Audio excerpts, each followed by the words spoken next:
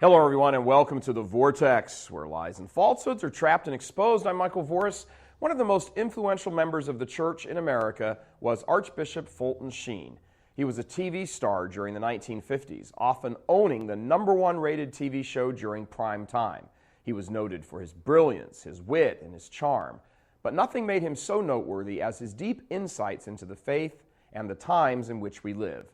As the crisis of faith was breaking on the church, he once famously said, quote, "Who is going to save our church? Not our bishops, not our priests and religious. It's up to you, the people. You have the minds, the eyes, the ears to save the church. Your mission is to see that your priests act like priests, your bishops like bishops, and your religious act like religious." End quote. This from a man many considered a walking saint during his time and whose cause for official sainthood is now being promoted. What could he possibly have meant by such a seemingly outlandish statement?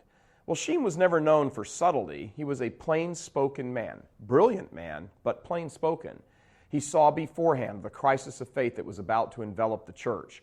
Holy people always have these deep insights and foresight into the future. He knew that the clergy was about to be rocked by scandal. He saw millions leaving the church. He saw in advance that divisions among the bishops and clergy and religious would essentially paralyze them and prevent them from mounting any real defense against the evil crashing down on the church. This is why he announced it ahead of time. The leadership of the church in America has grown weak, inconsistent, and woefully lacking in boldness. As a result, Sheen enjoined the faithful, lay Catholics, to right the ship and hand the helm back over to the successor of the apostles. This isn't a call for a power grab. It's a clarion call for faithful Catholics to stand up and be counted, to show their love of the faith by sacrificing aspects of their lives in the world to help get the church back on track.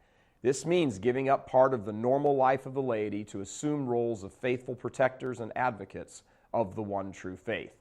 Whether that means going to classes to learn about the faith so you can then teach it to the young people, or getting involved in such a way as to help challenge the craziness that has beset the church in so many ways. The point is, step out of the quiet life of the laity into the vibrant life of the laity. Faithful Catholics have sat by for far too long and watched the church tumble down. We need to step up, all of us, and start rebuilding and help save the church. We need to lovingly remind our leaders that they are ordained and consecrated specifically to lead us to heaven. Anything short of that reality is a betrayal of their high office. This is what Bishop Sheen meant, and this is what we need to do. Nothing less is acceptable. I'm Michael Voris. Please help us keep delivering these kinds of messages that so desperately need to be heard and acted on. Join RealCatholicTV.com today as a premium subscriber. Become immersed in the faith established by Jesus Christ. The Catholic Church is the only hope against evil because that is its God-given mission. As our Lord said, apart from me, you can do nothing. Join RealCatholicTV.com today as a premium subscriber and come to learn and love Christ more deeply.